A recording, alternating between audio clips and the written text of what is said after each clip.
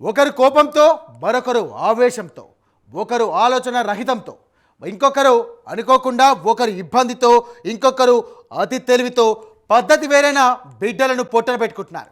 కోపం మరొకరి మీద కానీ బలైంది మరొకరు, ఆవేదన వేరే వారి మీద కానీ బలైంది మరొకరు, ఇబ్బంది పట్టింది వేరేవారు కానీ ప్రాణాలు వదిలింది చంటి బిడ్డ. ఓ రెండు జంటలు చేసినటువంటి పనులకు వారి ఇంట్లోని పిల్లలు ఈ లోకాలను వదిలేయాల్సి వచ్చింది. ఇంతకీ ఏం జరిగిందంటే,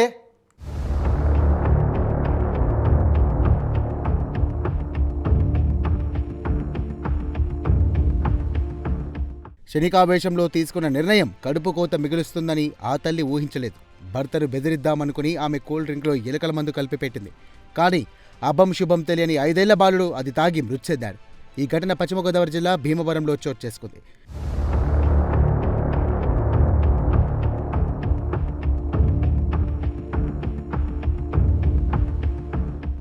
కృష్ణా జిల్లా చెల్లపల్లికి చెందిన మన్యం వెంకట సుబ్బారావు భీమవరంలోని ఓ కర్మాగారంలో పనిచేస్తూ బలుసుముడిలో నివాసముంటున్నాడు.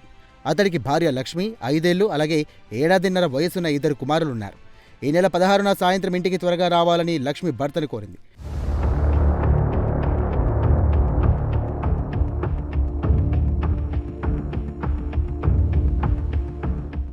పని ఉండడంతో అతడు ఆలస్యంగా రాగా కోపంతో లక్ష్మి శీతల పానీయంలో ఎలుకల మందు కలిపి కొద్దిగా తాగి మిగిలింది వంటగదిలో పెట్టింది.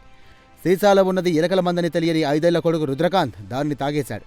అతడు వాంతులు చేసుకుంటుండగా చూసి సుబ్బారావు ప్రశ్నించడంతో లక్ష్మి జరిగిన విషయాన్ని చెప్పింది. వెంటనే ఆసుపత్రికి తీసుకెళ్లగా చికిత్స పొందుతూ కుమారుడు మరణించాడు.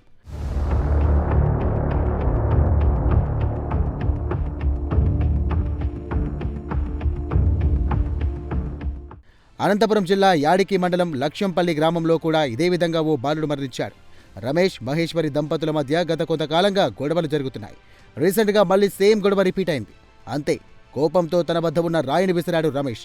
భార్య మహేశ్వరి మీద కోపంతో తన మీదకు విసిరాడు. కానీ ఆ రాయి ఆమె ఒడిలో ఉన్న 4 సంవత్సరాల కుమారుడు రాహుల్కి తగిలింది.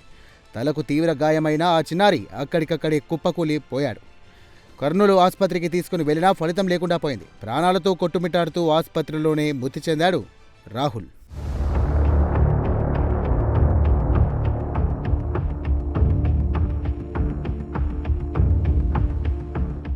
భార్యాభర్తల మధ్య జరిగిన వివాదం కాస్త కుమారులకు శాపంగా పగిలింది. ఒకచోట ఎలుకల మందు, మరో చోట రాయి. ఆయుధం ఏదైనా చివరకు చావే వారి చెంత చేరింది. ఇద్దరిని కానరాని లోకాలకు చేర్చింది. అన్యోన్యంగా ఉండాల్సిన భార్యాభర్తలు ఆగ్రహానికి లోనవడం, గొడవల్లో కోరుకొని పోవడం వల్ల ఏదో ఒక విధంగా వారికి పుట్టిన సంతానం ఇబ్బంది పడుతుంది. అందుకే ఇకనైనా ఆలోచించి కాస్త జాగ్రత్తగా ఉండండి. మీ పిల్లలను అనాథలు చేయకండి, వారిని శవాలుగా మార్చకండి.